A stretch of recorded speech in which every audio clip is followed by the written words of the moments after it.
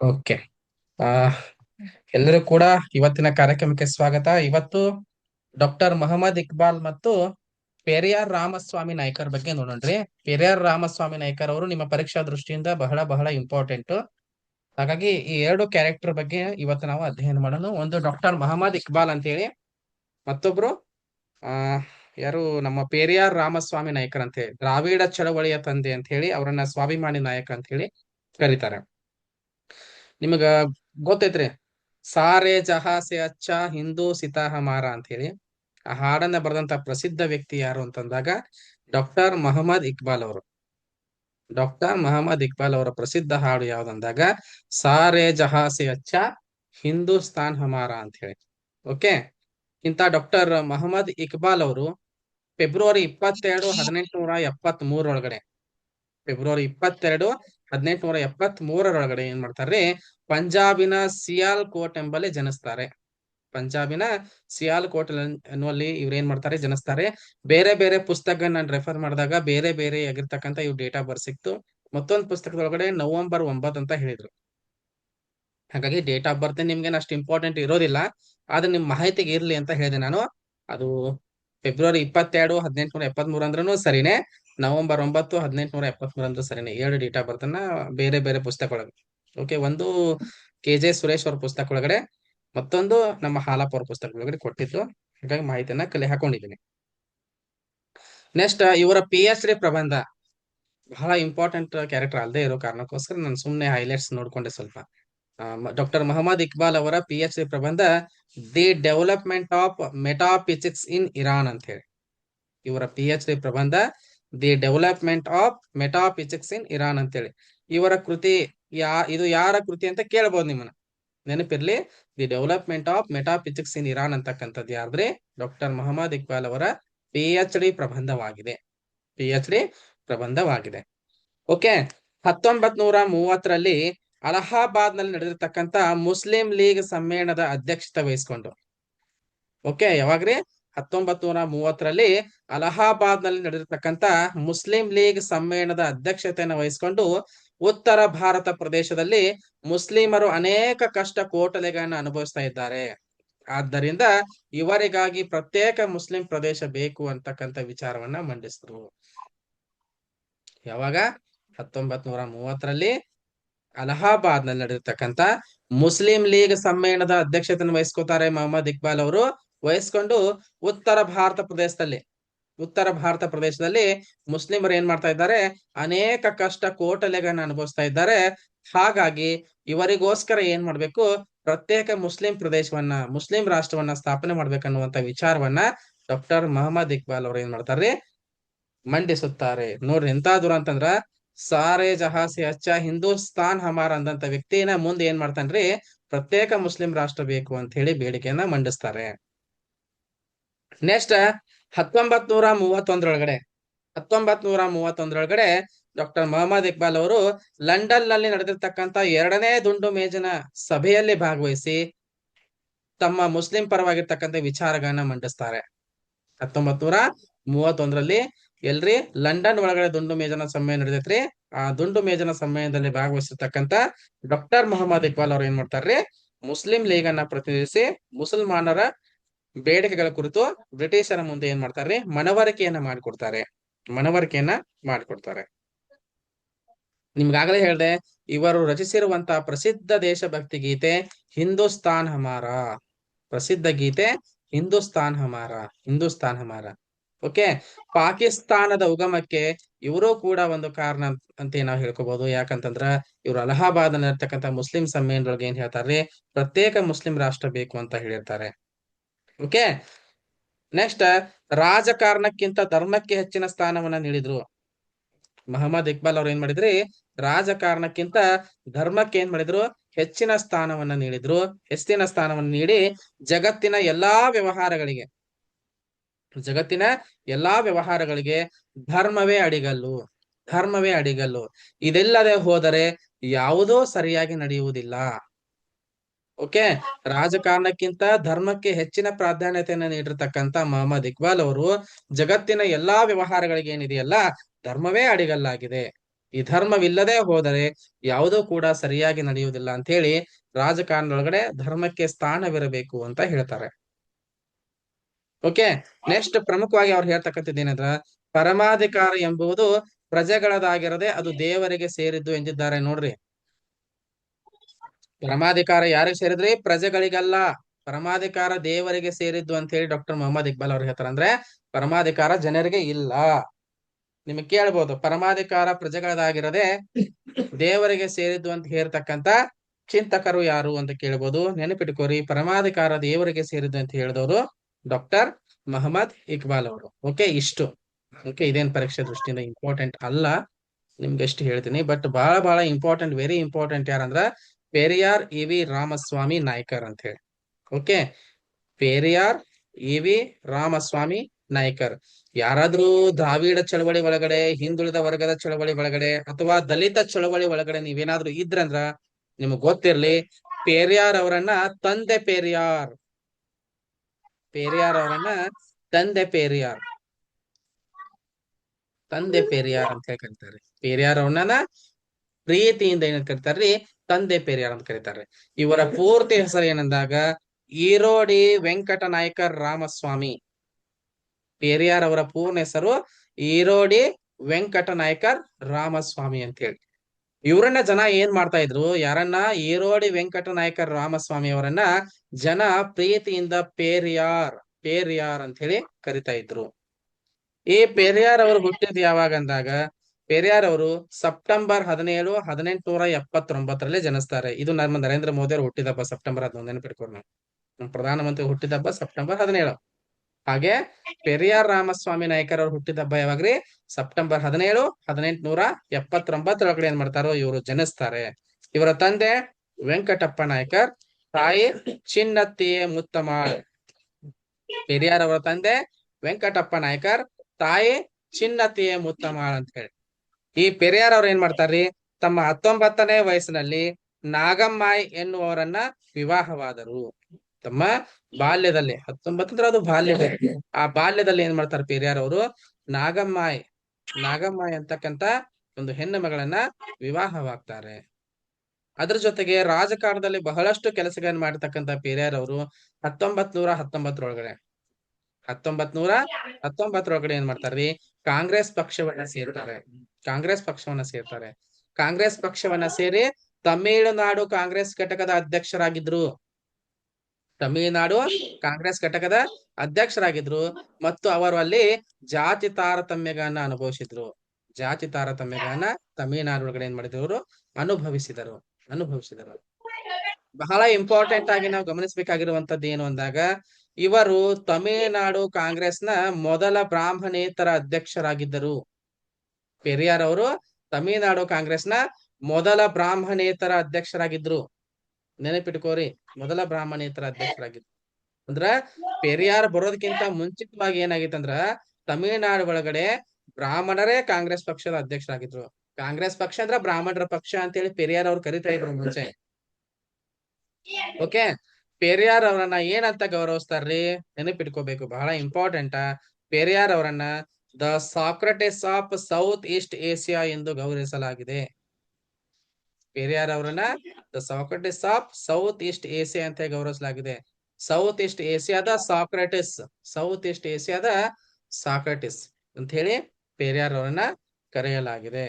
Okay, 2021ರಿಂದ ತಮಿಳುನಾಡಿನ ರಾಜ್ಯವು ಪೆರಿಯಾರ್ ಅವರ ಜನ್ಮದಿನವನ್ನ 2021ರಿಂದ ಯಾವ್ದ್ರಿ? ತಮಿಳುನಾಡು ರಾಜ್ಯವು ಪೆರಿಯಾರ್ ಅವರ ಜನ್ಮದಿನವನ್ನ ಸಾಮಾಜಿಕ ನ್ಯಾಯ ದಿನ, ಸಾಮಾಜಿಕ ನ್ಯಾಯ ದಿನ ಅಂತ ಹೇಳಿ ಆಚರಣೆ ಮಾಡ್ತಾರೆ.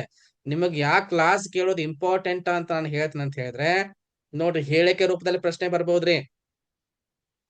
ಹೇಳಿಕೆ ರೂಪದಲ್ಲಿ ಪ್ರಶ್ನೆ ಬರ್ಬಹುದು ಅಥವಾ ತಾರ್ಕಿಕವಾಗಿ ಪ್ರಶ್ನೆಗಳು ಬರ್ಬಹುದು. ಅರ್ಥ ಆಯ್ತಾ? ಆರ್ಗೆ ಎ ಸರಿಯಾದ ವಿವರಣೆ ಆಗಿದೆ, ಎಗೆ ಬಿ ಸರಿಯಾದ ವಿವರಣೆ ಆಗಿದೆ ಅಂತ ಕೇಳ್ತಾರಲ್ಲ, ಈ ತರ ಪ್ರಶ್ನೆಗಳು ಬರ್ತಾವ, ಇಲ್ಲಿಂದ ಬರ್ತಿರ್ತಾವ್ರಿ. ಹಾಗಾಗಿ ಸರಿಯಾಗಿ ಕೇಳಿಸ್ಕೊರಿ. ಇವರನ್ನ the Socrates of south East Asia ಅಂತ ಗೌರವಿಸಲಾಗಿದೆ. ತಮಿಳುನಾಡು ಸರ್ಕಾರ ಇವರ ಹುಟ್ಟುಹಬ್ಬನ ಸಾಮಾಜಿಕ ನ್ಯಾಯ ದಿನ ಅಂತ ಹೇಳಿ ಏನ್ ಮಾಡ್ತಾರ್ರಿ? ಆಚರಣೆ ಮಾಡ್ತಾರೆ.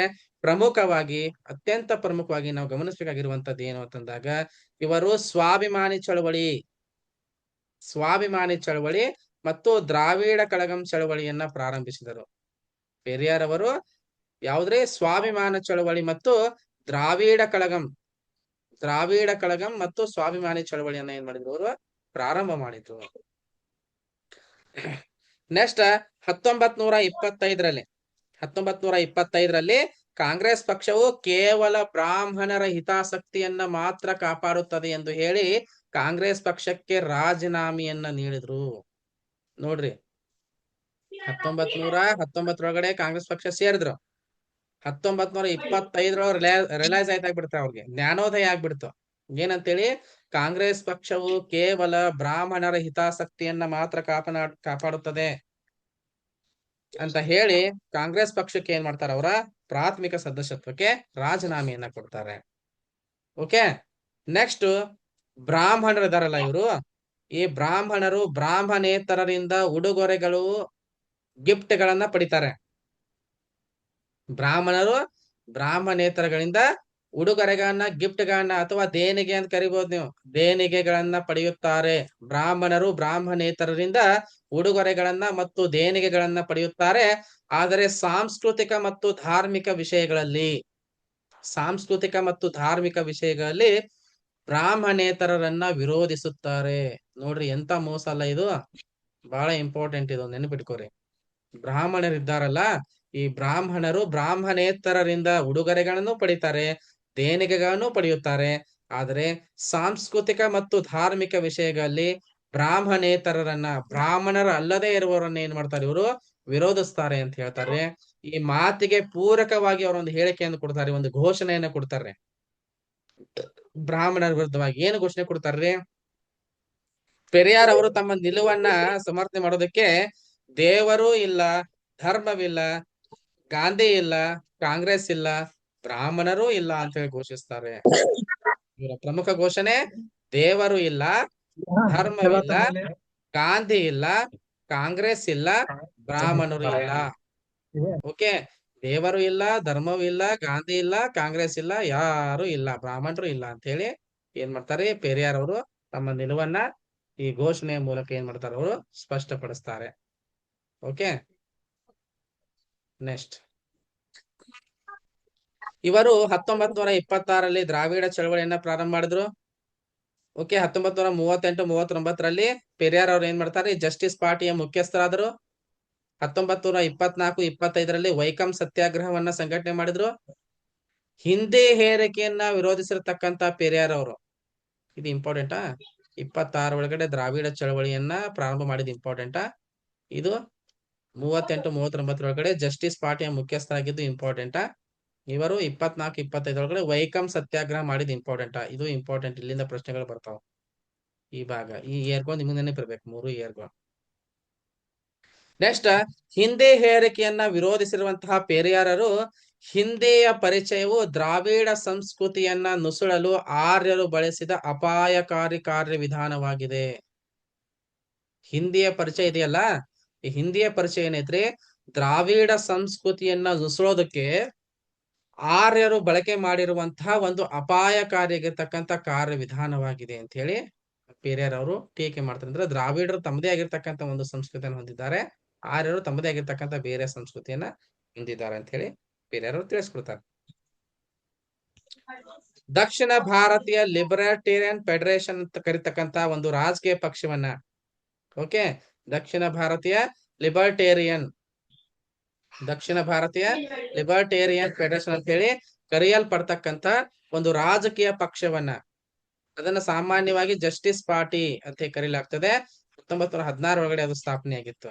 ಓಕೆ, ಮುಖ್ಯವಾಗಿ ಬ್ರಾಹ್ಮಣ ಸಮುದಾಯಗಳ ಆರ್ಥಿಕ ರಾಜಕೀಯ ಶಕ್ತಿಯನ್ನ ವಿರೋಧಿಸಲು ಜಸ್ಟಿಸ್ ಪಾರ್ಟಿ ಉದ್ದೇಶ ಏನಾಗಿತ್ತು, ಗುರಿ ಏನಾಗಿತ್ತು, ಬ್ರಾಹ್ಮಣ ಸಮುದಾಯಗಳ ಆರ್ಥಿಕ ಮತ್ತು ರಾಜಕೀಯ ಶಕ್ತಿಯನ್ನ ವಿರೋಧಿಸಲಿಕ್ಕೆ ಮತ್ತು ಬ್ರಾಹ್ಮಣೇತರ ಸಮುದಾಯಗಳಿಗೆ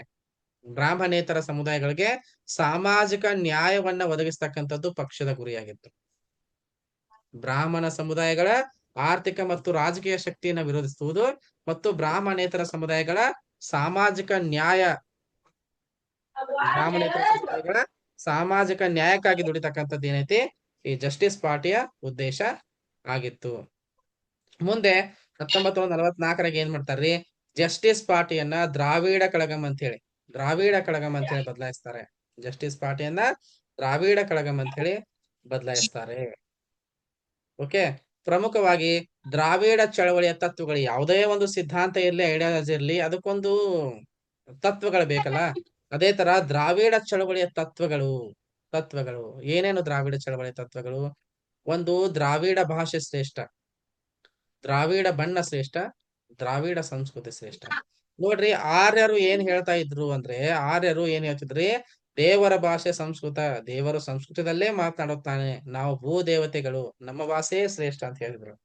ಅದಕ್ಕೆ ಪರ್ಯಾಯವಾಗಿ ಪೆರಿಯಾರ್ ಅವ್ರು ಏನ್ ಮಾಡ್ತಾರ್ರಿ, ದ್ರಾವಿಡ ಚಳವಳಿಯನ್ನ ಕಟ್ಟಿ ಬೆಳೆಸಿ, ನಿಮ್ಮ ಭಾಷೆ ನಿಮಗೆ ಶ್ರೇಷ್ಠ ಆದ್ರ ದ್ರಾವಿಡ ಭಾಷೆ ತಮಿಳು, ತೆಲುಗು, ಕನ್ನಡ ಇವೆಲ್ಲ ಏನದವಲ್ಲ ನಮಗ ಶ್ರೇಷ್ಠ ಅಂತ ಹೇಳಿ ಏನ್ ಮಾಡ್ತಾರ್ರಿ, ದ್ರಾವಿಡ ಭಾಷೆ ನಮ್ಮ ಭಾಷೆಯೇ ಶ್ರೇಷ್ಠ ಅಂತ ಹೇಳಿ ಹೇಳ್ತಾರೆ. ಅಂದ್ರೆ ಜನರಿಗೆ ಒಂದು ಪ್ರೇರಣೆಯನ್ನ ಕೊಡ್ತಾರೆ, ಒಂದು ಪ್ರೋತ್ಸಾಹವನ್ನ ಕೊಡ್ತಾರೆ.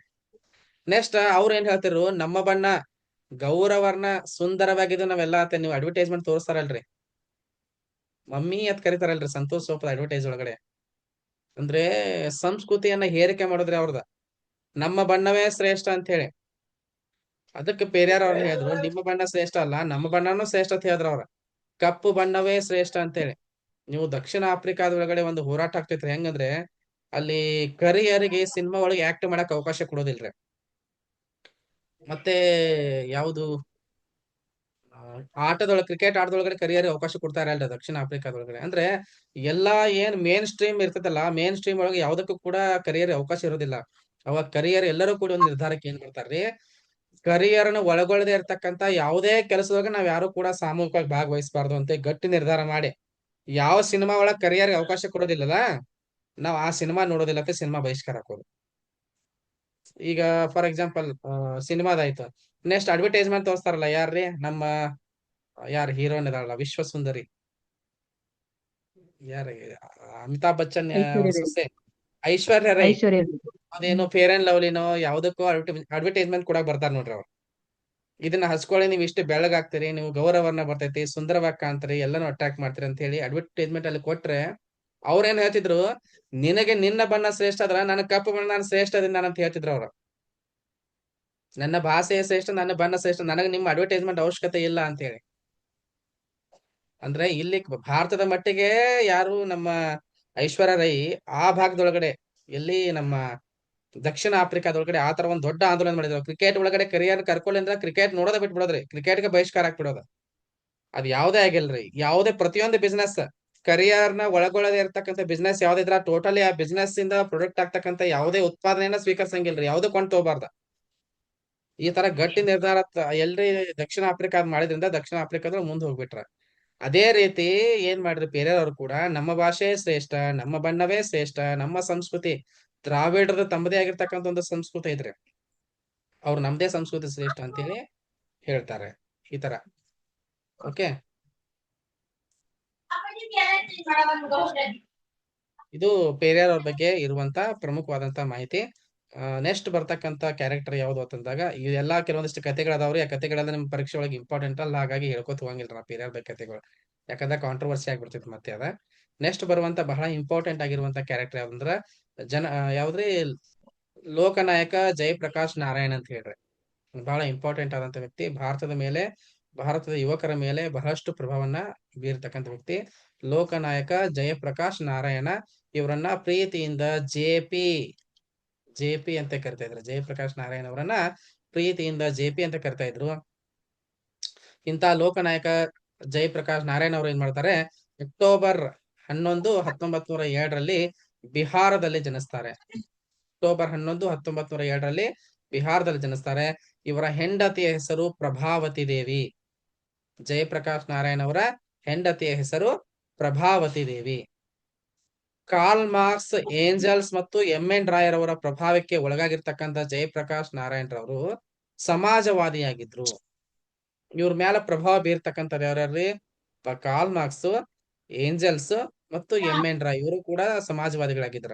ಇವರೆಲ್ಲರ ಪ್ರಭಾವಕ್ಕೆ ಒಳಗಾಗಿರ್ತಕ್ಕಂಥ ಜಯಪ್ರಕಾಶ್ ನಾರಾಯಣ್ ಅವರು, ಇವರು ಕೂಡ ಏನಾಗಿದ್ರು ಅಂದ್ರ ಸಮಾಜವಾದಿಯಾಗಿ ಬದಲಾವಣೆ ಆದ್ರು.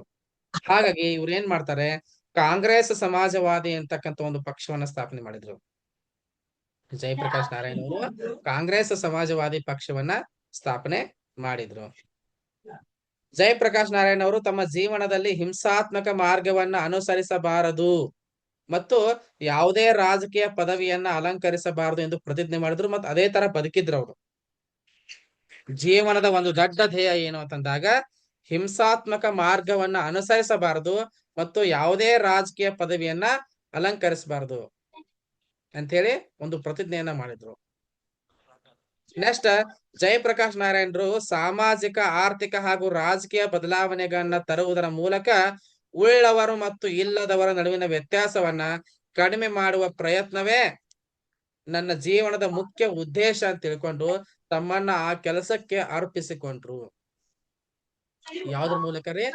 ಸಾಮಾಜಿಕ, ಆರ್ಥಿಕ ಹಾಗೂ ರಾಜಕೀಯ ಬದಲಾವಣೆಗಳನ್ನ ತರುವುದರ ಮೂಲಕ, ಸಾಮಾಜಿಕ, ಆರ್ಥಿಕ ಮತ್ತು ರಾಜಕೀಯ ಬದಲಾವಣೆಗಳನ್ನ ತರುವುದರ ಮೂಲಕ ಉಳ್ಳವರು ಮತ್ತು ಇಲ್ಲದರ ನಡುವೆ ಏನು ವ್ಯತ್ಯಾಸ ಐತಲ್ಲ, ಈ ವ್ಯತ್ಯಾಸವನ್ನ ಕಡಿಮೆ ಮಾಡುವಂತಹ ಪ್ರಯತ್ನಕ್ಕೆ ತಮ್ಮನ್ನ ತಾವ್ ಏನ್ ಮಾಡ್ಬಿಟ್ರು ಅಂದ್ರ ಜಯಪ್ರಕಾಶ್ ನಾರಾಯಣ್ ಅವರು ಅರ್ಪಿಸಿಕೊಂಡ್ ಬಿಟ್ರು. ಓಕೆ, ಇಷ್ಟು ಜಯಪ್ರಕಾಶ್ ನಾರಾಯಣ್ ಅವ್ರ ಬಗ್ಗೆ, ಜೀವನದ ಬಗ್ಗೆ ಇರ್ತಕ್ಕಂಥ ಮಾಹಿತಿ. ಇಲ್ಲಿ ಒಂದು ಪ್ರಶ್ನೆ ಬರ್ತದೆ, ಜೀವನದೊಳಗೆ ಒಂದು ಪ್ರಶ್ನೆ ಬರ್ಬೋದು. ನೆಕ್ಸ್ಟ್, ಬಹಳ ಇಂಪಾರ್ಟೆಂಟ್ ಆಗಿರ್ತಕ್ಕಂಥದ್ದು ಯಾವ್ದಂದ್ರ ಜಯಪ್ರಕಾಶ್ ನಾರಾಯಣ್ ಅವರ ಕೃತಿಗಳು. ಜಯಪ್ರಕಾಶ್ ನಾರಾಯಣ್ ಅವರ ಕೃತಿಗಳ ಮೇಲೆ ಕೂಡ ಪ್ರಶ್ನೆ ಬರ್ತದೆ. ಓಕೆ, ಹಾಗಾದ್ರೆ ಇವ್ರ ಕೃತಿಗಳು ಯಾವ್ಯಾವ ಪ್ರಮುಖವಾಗಿ ನೋಡ್ತಾ ಹೋಗೋಣ್ರಿ. ಪ್ರಮುಖವಾಗಿ ಯಾವ್ಯಾವ ಕೃತಿಗಳು? ಮೊದಲನೇದು ವಾಯ್ ಸೋಸಿಯಾಲಿಸಂ, ಸಮಾಜವಾದ ಏಕೆ. Why socialism. ಓಕೆ. ಎರಡನೇದು democratic socialism. Okay. Next, our ideas and our methods. Next, towards a new society. Next, a plan for reconstruction of Indian polity.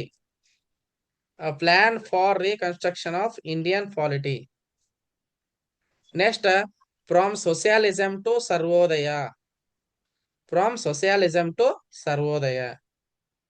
Next, a picture of Sarvodaya social order.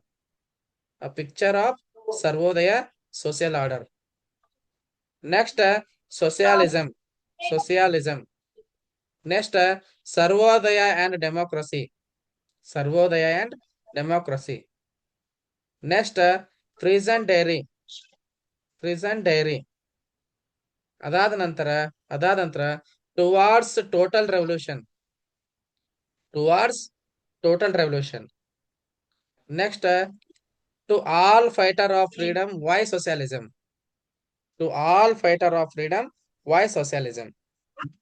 Next, Swaraj for the people ಅಂತ ಹೇಳಿ ಈ ಎಲ್ಲಾ ಕೃತಿಗಳನ್ನ ಏನ್ ಮಾಡ್ತಾರೋ ಜಯಪ್ರಕಾಶ್ ನಾರಾಯಣ್ ಅವರು ರಚಿಸುತ್ತಾರೆ. Okay, ಪರೀಕ್ಷೆ ದೃಷ್ಟಿಯಿಂದ very very important. ಈ ಭಾಗದಿಂದ ಪ್ರಶ್ನೆಗಳನ್ನ ಕೇಳುತ್ತಾರೆ, ಮಿಸ್ ಆಗೋದಿಲ್ಲ. ಓಕೆ. ನೆಕ್ಸ್ಟ್, ಬಹಳ ಹೆಚ್ಚಿನ ಮಾಹಿತಿ ನಾವು ನೋಡ್ತಾ ಹೋದ್ವಿ ಅಂದ್ರ ಜಯಪ್ರಕಾಶ್ ನಾರಾಯಣ್ ಅವ್ರ ಬಗ್ಗೆ ಪ್ರಮುಖವಾಗಿ. ಓಕೆ, ಏನು? ಜಯಪ್ರಕಾಶ್ ನಾರಾಯಣ್ ಅವರು ಪಕ್ಷರಹಿತ ಪ್ರಜಾಪ್ರಭುತ್ವದ ಪ್ರತಿಪಾದಕರು. ಕೇಳ್ಯಾರ್ರಿ ಪ್ರಶ್ನೆ, very very important.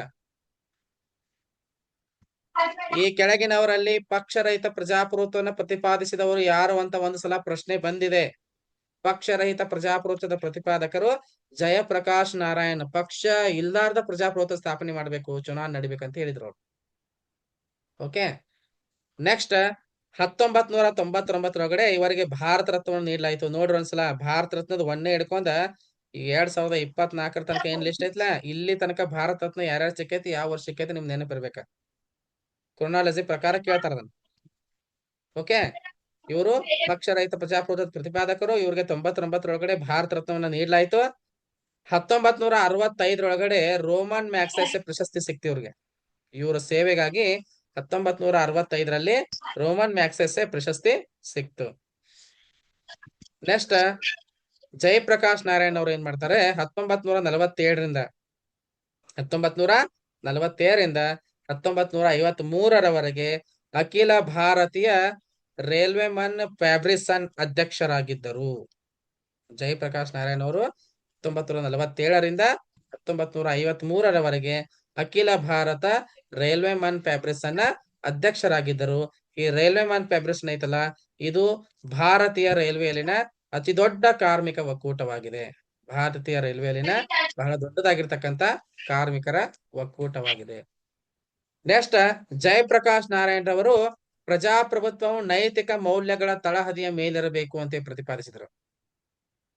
Jayaprakash Narayan ಇದ್ದಾರಲ್ಲ, ಇವರು ಪ್ರಜಾಪ್ರಭುತ್ವ ಹೆಂಗಿರ್ಬೇಕು, ನೈತಿಕ ಮೌಲ್ಯಗಳ ತಳಹದಿಯ ಮೇಲೆ ಇರಬೇಕು ಅಂತ ಪ್ರತಿಪಾದಿಸಿದ್ರು. ಜನರಲ್ಲಿ ನೈತಿಕ ಮೌಲ್ಯಗಳು ಇಲ್ಲವೆಂದಾದರೆ ಪ್ರಜಾಪ್ರಭುತ್ವವು ಯಶಸ್ವಿಯಾಗುವುದಿಲ್ಲ. ಜನರಲ್ಲಿ ನೈತಿಕ ಮೌಲ್ಯ ಇಲ್ಲದೆ ಹೋದ್ರೆ ಏನಾಗುವುದಿಲ್ಲ, ಪ್ರಜಾಪ್ರಭುತ್ವ ಎಂತಕ್ಕಂಥದ್ದು ಯಶಸ್ವಿಯಾಗುವುದಿಲ್ಲ, ಅದೊಂದು ಪ್ರಹಸನವಾಗುತ್ತದೆ ಅಂತ ಹೇಳಿ ಜಯಪ್ರಕಾಶ್ ನಾರಾಯಣ್ ಅವರು ಹೇಳಿದ್ದಾರೆ. ಓಕೆ, ನೆಕ್ಸ್ಟ್ ಪ್ರಜಾಪ್ರಭುತ್ವವನ್ನ ಪ್ರಜಾತಂತ್ರ ಲೋಕತಂತ್ರ ಅಂತೇಳಿ ಅರ್ಥೈಸಿರುವ ಜಯಪ್ರಕಾಶ್ ನಾರಾಯಣರು ಲೋಕತಂತ್ರ ನಮಗೆ ಆದರ್ಶ ರಾಜಕೀಯ ತಂತ್ರವೆಂದು ಕರೆದಿದ್ದಾರೆ. ಓಕೆ, ಪ್ರಜಾಪ್ರಭುತ್ವವನ್ನ ಪ್ರಜಾತಂತ್ರ ಲೋಕತಂತ್ರ ಅಂತ ಹೇಳಿ ಕರೆದಿರ್ತಕ್ಕಂಥ ಜಯಪ್ರಕಾಶ್ ನಾರಾಯಣ್ ಅವರು ಈ ಲೋಕತಂತ್ರ ಐತಲ್ಲ, ಈ ಲೋಕತಂತ್ರ ನಮಗ ಆದರ್ಶವಾಗಿರ್ತಕ್ಕಂಥ ರಾಜಕೀಯ ತಂತ್ರ, ಆದರ್ಶ ರಾಜಕೀಯ ತಂತ್ರ ಅಂತ ಏನ್ ಮಾಡ್ತಾರೋ ಹೇಳ್ತಾರೆ. ಓಕೆ, ಇಷ್ಟೇನೈತೆ ಅಂದ್ರೆ ನಿಮಗ ನಾನು ಇಬ್ಬರ ಬಗ್ಗೆ ಹೇಳ್ಬೇಕಂತ ಮಾಡಿನಿ, ಇಕ್ಬಾಲ್ ಅವ್ರ ಬಗ್ಗೆ, ಪೆರಿಯಾರ್ ಅವ್ರ ಬಗ್ಗೆ. ಏನ್ ಮಾಡೋ ಟೈಮ್ ಉಳಿತಲ್ಲ, ಹಾಗಾಗಿ ಜಯಪ್ರಕಾಶ್ ನಾರಾಯಣ್ ಬಗ್ಗೆ ಕೂಡ ನಿಮಗೆ ಸಂಕ್ಷಿಪ್ತವಾಗಿ ಮಾಹಿತಿಯನ್ನು ಹೇಳಿದ್ನಿ. ನನ್ನ ಮುಂದಿನ ಕ್ಲಾಸ್ ಒಳಗಡೆ ಏನೈತಿ ಇದರ ಮುಂದುವರೆದ ಭಾಗವನ್ನು ಹೇಳ್ತೀನಿ. ಇವತ್ತಿಗೆ ಇಷ್ಟು ಸಾಕು ಅಂತ ಹೇಳ್ತಾ ನಿಮ್ಗೆಲ್ರೂ ಕೂಡ ಗುಡ್ ನೈಟ್. ಇವತ್ತಿಗೆ ತರಗತಿನ ಮುಗಿಸೋಣ.